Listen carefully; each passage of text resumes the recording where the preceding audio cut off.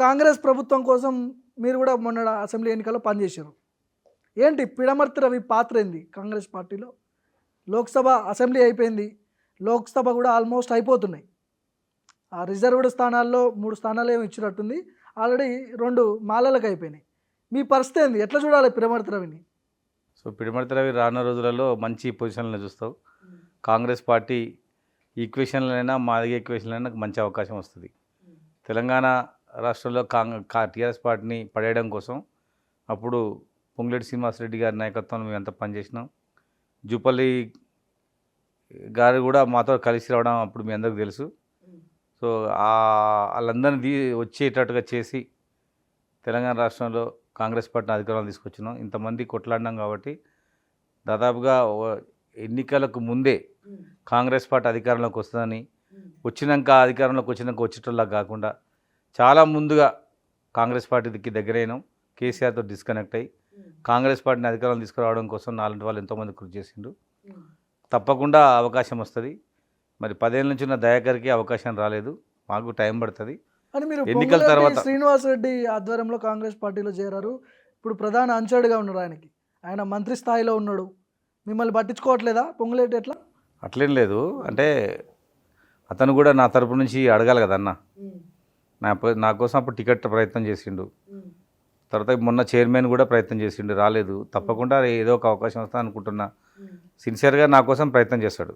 ఇప్పుడు మొన్న మల్లు రవికి ఇచ్చారు నాగర్ కర్నూలు నుంచి, పెద్దపల్లి నుంచి వంశీ, సో ఇద్దరు మాలలకు ఇచ్చారు. మాలాడు కాదు వాళ్ళిద్దరు, మాదిగల కాదు వాళ్ళు, ఒక అతను దాసరి, ఒక ఆయన పంపాల. ఓకే, మరి మాదిగలకు టికెట్లు ఎక్కడ ఉన్నాయి? ఇక్కడ మాదిగలకు టికెట్లు ఇంకా రిజర్వ్డ్ కదా, రెండు రిజర్వ్డే. ఇంకొకటి వరంగల్ ఉంది, కంటోన్మెంట్ ఉంది. వాళ్ళకు 2 ఇచ్చారు కదా, పంబాల దాసరి. మాదిగ కూడా 2 ఏమంటున్నాం, అంటే అవి 2 మాల సబ్ క్యాస్ట్లు. ఓకే, ఇప్పుడు పెద్దపల్లి వంశీకి ఇవ్వడాన్ని మీరు తప్పు పడుతున్నారు, ఎట్లా చూస్తారు దాన్ని మీరు? అంటే అది పార్టీ ఇష్టము, కానీ ఇక్కడ మాదిగలు ఎక్కువ. పార్టీ కోసం వంశీ ఏం చేసిండని టికెట్ ఇచ్చారు అనుకోవచ్చు.